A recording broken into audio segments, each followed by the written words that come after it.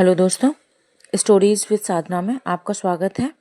मैं आपको सुना रही हूँ कलेक्टर साहिबा उपन्यास, जिसके 18 भाग पूरे हो चुके हैं और ये 19वां भाग हम शुरू कर रहे हैं। इसका नाम है लव मुकम्मल।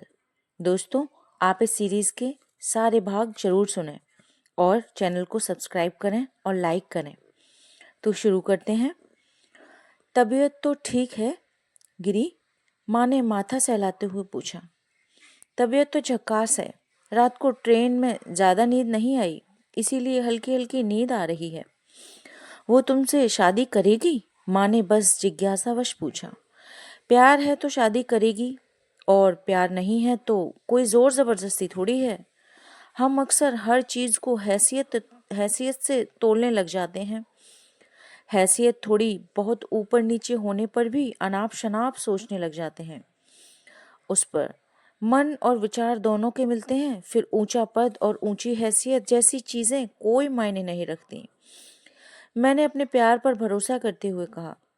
आज के मशीनी युग में मनुष्य की फितरत को सब कुछ स्वीकार्य है, क्योंकि स्टेटस डाउन होना हरगिज स्वीकार नहीं। कलेक्टर लड़की करियर में स्ट्रगलिंग लड़के से शादी करे, यह न तो समाज और न ही उनके सगे संबंधियों को स्वीकार्य था। ऐसा तब था जब मैं अच्छा खासा कमा रहा था। आईएएस ट्रेनिंग के दौरान जितनी सैलरी है उसकी उससे ज़्यादा। लड़का एक स्ट्रगलिंग और बेरोजगार लड़की से भी शादी करे तो समाज को कोई दिक्कत नहीं, लेकिन एक पढ़ी लिखी लड़की बहुत ऊंचे ओहदे वाली लड़की कम ओहदे वाले लड़के से शादी करे, ऐसे मामले कम देखने को मिलते हैं। मम्मी ने एक गहरी सांस ली। तो तुम्हें पूरा भरोसा है कि वो तुमसे शादी करेगी? मम्मा, जब मेरा सिलेक्शन नहीं हुआ था तो मैंने एंजल से थोड़ी दूरी बनानी शुरू कर दी थी। मैंने यह सारी बातें एंजल को शेयर की थी तो उन्होंने कहा कि बकवास बातें करना बंद करो, मैं ऐसा सोचती तक भी नहीं। तो तुम इतना छोटा कैसे सोच सकते हो? आईएएस ऑफिसर तो भारत में 5,000 हैं, लेकिन तुम जैसे गंभीर और इतना बढ़िया लिखने वाले लेखक सैकड़ों में भी नहीं होंगे। अपनी काबिलियत को कम मत समझो। समसामयिक विषय पर इतना गहन लिखना कोई छोटी बात नहीं है। जो छोटा मानता है उन पर ध्यान मत दो। यही एडिटोरियल आर्टिकल्स पढ़ के लड़के आईएएस और पीसीएस बनते हैं। हर किसी को गवर्नमेंट जॉब में बड़ा ऑफिसर होना क्यों जरूरी है? गांव वाले तो गूगल के सीईओ को भी पटवारी से कम मानते हैं। तुम क्यों छोटी छोटी बातों पर चिंता करते हो? अधिकतर लोग हमेशा बनी बनाई लाइन पर चलने पर विश्वास रखते हैं। ध्यान रखो, हमेशा सुरक्षा का भाव आपकी उड़ान को सीमित कर देता है। लाइफ सेट होना जरूरी नहीं है, लाइफ में पैशन पर लगे रहना बहुत जरूरी है। जीवन में करियर के ढेर सारे ऑप्शंस हैं, केवल सरकारी नौकरी वाला करियर ही क्यों? ताकि करियर सेट हो जाए और सुरक्षा का भाव हमेशा रहे। स्पोर्ट्स, जर्नलिज्म, डिजिटल मार्केटिंग और म्यूजिक में भी करियर है। इसमें बहुत कुछ है करने को। आम लोग यह सोचते भी नहीं हैं। जो सोचा नहीं वो करेंगे कैसे? करेंगे नहीं तो उड़ेंगे कैसे? आज सरकारी नौकरी वाले क्षेत्र से बढ़िया करियर दूसरे क्षेत्रों में है। आज के टाइम में थोड़ा हटकर करियर बनाने की कोशिश करने वाला सफलता का झंडा गाड़ रहा है। मेरी इन बातों को सुनकर के माँ की उम्मीद बंध गई।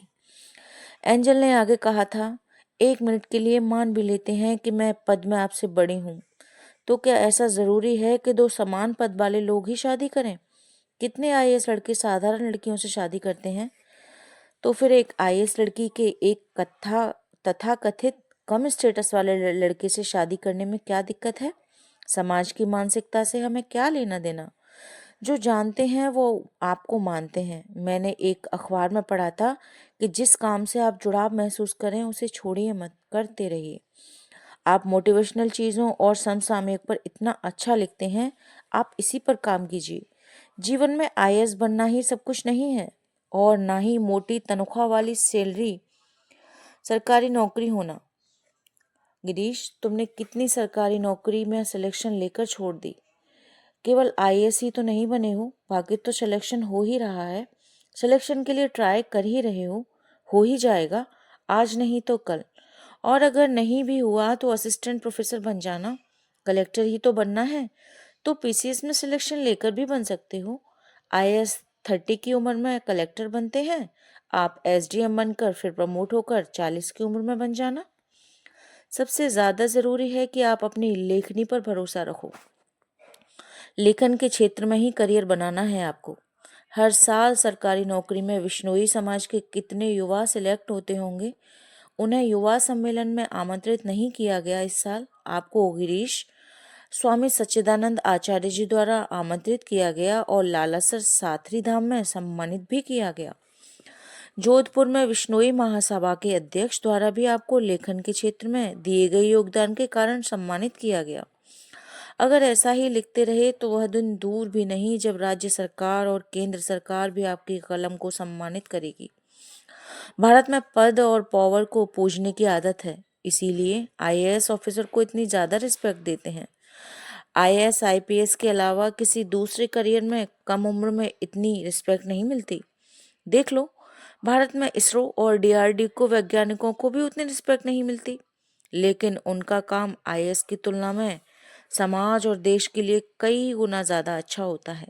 तो ज़्यादा टेंशन लेने की ज़रूरत नहीं है, बस आप लिखते जाओ लिखते जाओ, एक दिन आपकी कलम की कद्र ज़रूर होगी।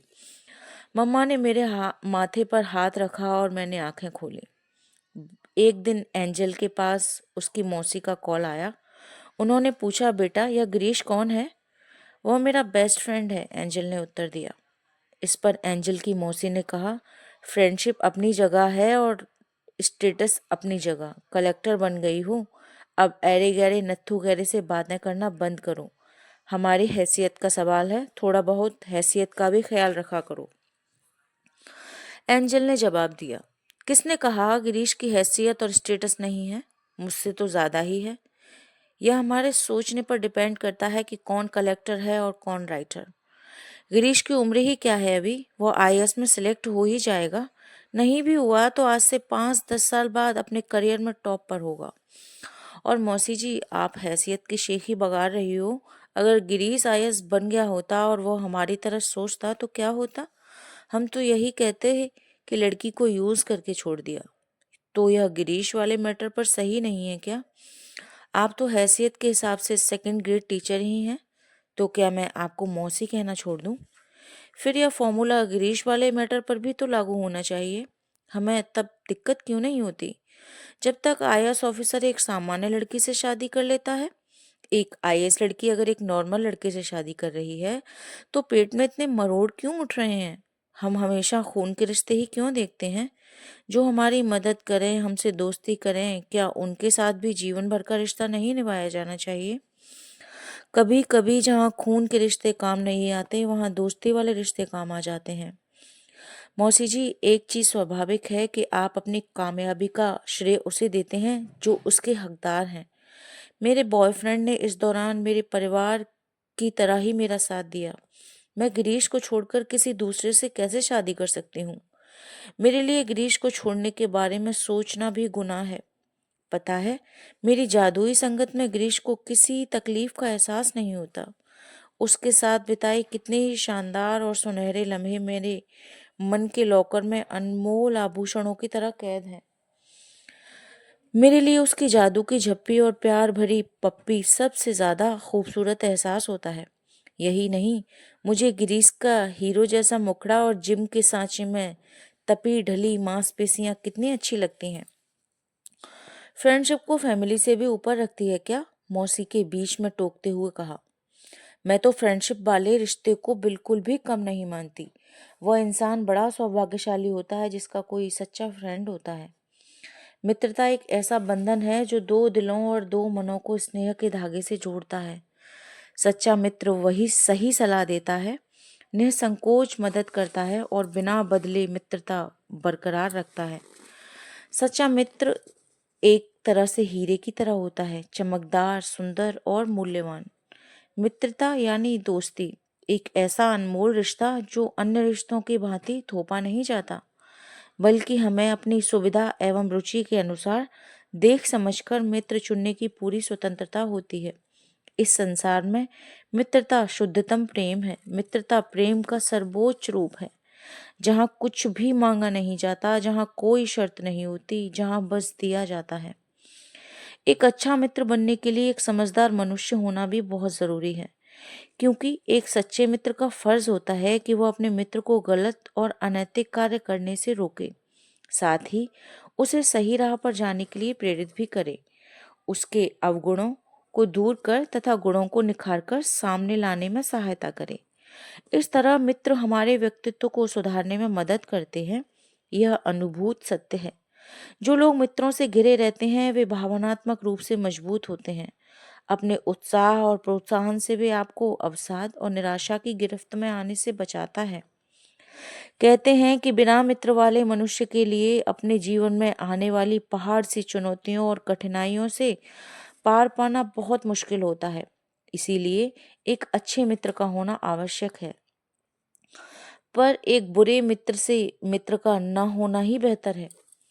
सच्चे मित्र की एक पहचान यह होती है कि मुसीबत के समय जब भी आपके दिल का बोझ असहनीय हो जाए, उसके कंधे आपको सहारा देने के लिए मौजूद होते हैं।